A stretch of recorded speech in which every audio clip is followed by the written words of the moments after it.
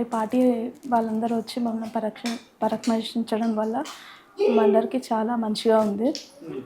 మరి నా భర్త నా పెళ్ళి కాకముందు ఎప్పుడు ఉండనో నాకు తెలీదు పార్టీలో, కానీ మా మ్యారేజ్ నుంచి అయితే తను పార్టీ కోసమే పనిచేసిండు. ఎప్పుడు ఇంట్లో ఉన్నా కానీ తను పార్టీ కోసమే మాట్లాడడము, మళ్ళీ ఫోన్లో కూడా సోషల్ మీడియాలో ఎప్పుడు యాక్టివ్గా ఉంటుండే. ఏదైనా పోస్ట్ కానీ ఏది కానీ ఆయన బాగా చేస్తుండే. మేము కూడా పక్క నుండి అంటుంటాం అనమాట, ఎంత బాగా పెడతావు నువ్వు, ఏ మ్యాటర్ రాసినా ఎంత స్పష్టంగా తెలుగులో ఎంత బాగా పెడతావు అని అలా అంటుంటే. కానీ ఆయనకి ఇట్లా అవుతుంది అని మేమైతే ఎప్పుడు అనుకోలే, ఊహించలేము కూడా. నాకు 3 పిల్లలు.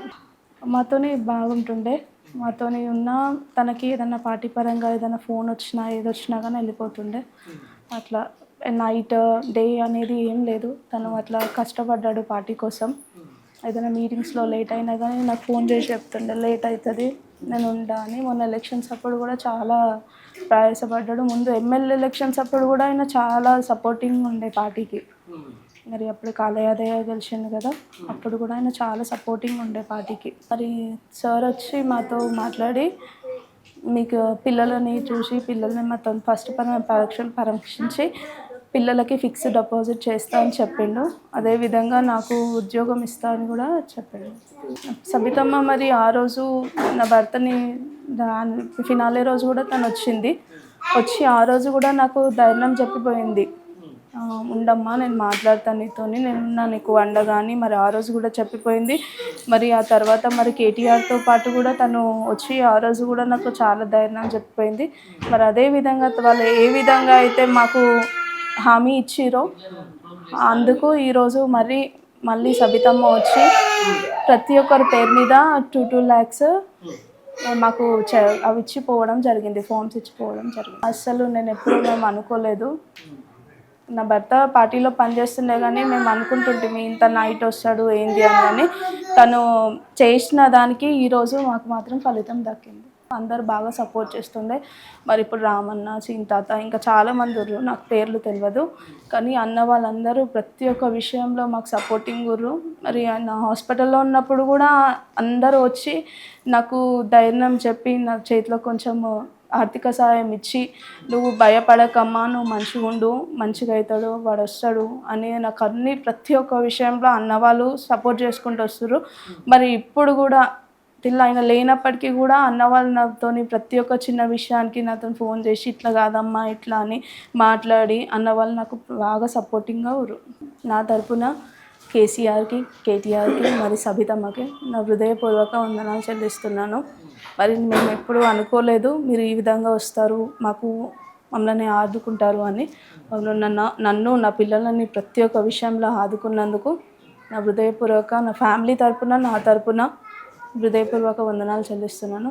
మరి అదేవిధంగా నా భర్త ఎలా అయితే పార్టీలో పనిచేసి ఎలా అయితే ఉండో ఆయన, మరి నేను కూడా నా వంతు సహాయం, ఆయనంత కాకుండా నా వంతు సహాయం నేను ప్రతి ఒక్కసారి పార్టీకి రుణపడి ఉంటా, నా వంతు సహాయం చేస్తా అని నా మనస్ఫూర్తిగా చెప్తాను. డాడీ ఇంట్లో ఉండే పార్టీకి వెళ్ళిండే కింద పడ్డాడు.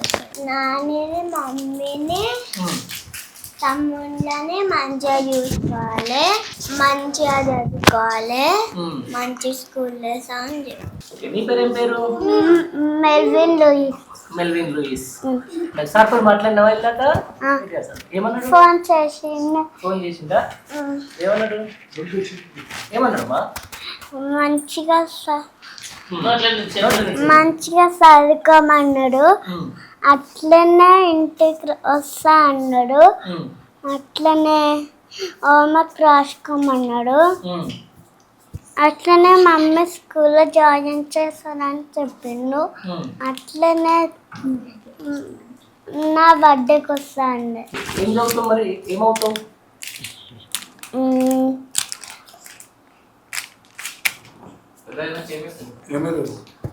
పోలీస్ కేటీఆర్ సార్ చెప్పినట్టు చదువుకుంటాం, మంచిగా చదువుకుంటాం. ఏం చెప్తావు కేటీఆర్ సార్? ఏం చెప్తావు ఇప్పుడు చెప్పు. కేటీఆర్ సార్ చూస్తున్నాడు. Thank you sir. అంతేనా? కేటీఆర్ మామ థ్యాంక్ యూ.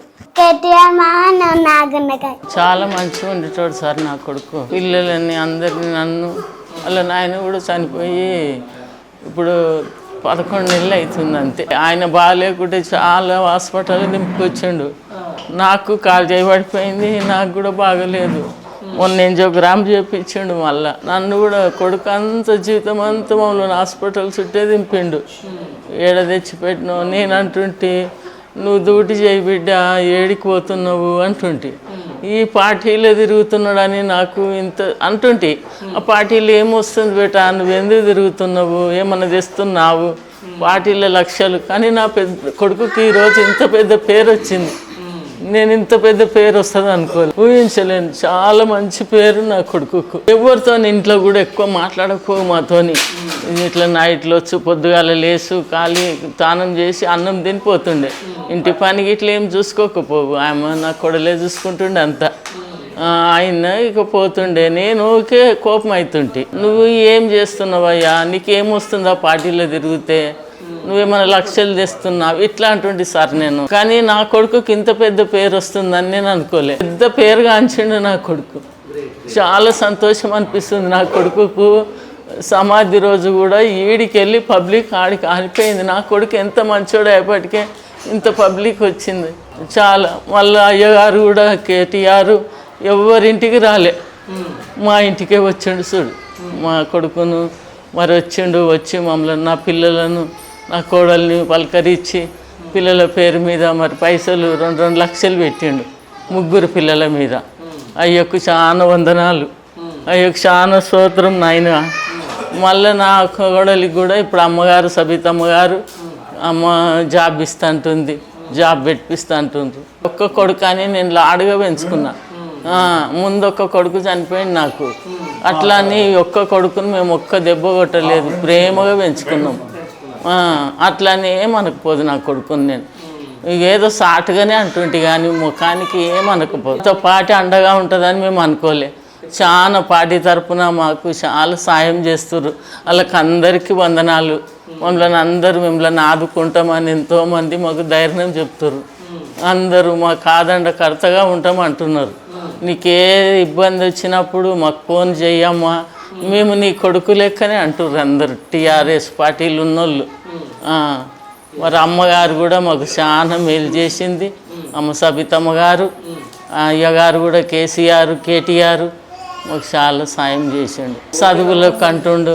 చదువులు నేను అడిగిన అమ్మను, అమ్మమ్మకి ఏమి ఇవ్వకున్నా సరే నా 3 పిల్లలకు నువ్వు చదువు చెప్పిపియమ్మ అని అడిగిన. చెప్పిస్తా అన్నది అమ్మ. మళ్ళీ ఇప్పుడు ఏదో చెక్కు కూడా ఇచ్చిర్రు, ఎంత ఇచ్చిర్రో నాకు తెలియదు కానీ అమ్మ చదువు చెప్పిస్తున్నది మంచిగా. నా పిల్లలకు చదువు చదివిపిస్తేనే చాలు. ఆ రాష్ట్రాన్ని మొత్తం గుర్తయిపోతున్నాడు.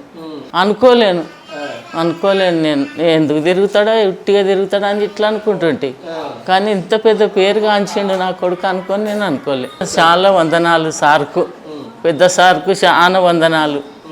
కేటీఆర్ సార్ కూడా చాలా వందనాలు. అమ్మ సబితమ్మ గారికి కూడా చాలా వందనాలు చెల్లిస్తున్నా. భవిష్యత్తులో కూడా మమ్మలను, మా పిల్లలను మీరే ఆదుకోవాలమ్మా. మాకెవ్వరు లేరు ఇక. నా కొడుకు ఒక్కడే పోయిండు. నా కొడుకు మీరే మాకు అండగా ఉండి మమ్మల్ని మీరే పోషించమని అమ్మ నీ కాళ్ళు మొక్కుతున్నా. అయ్యా నీ కాళ్ళు మొక్కుతా.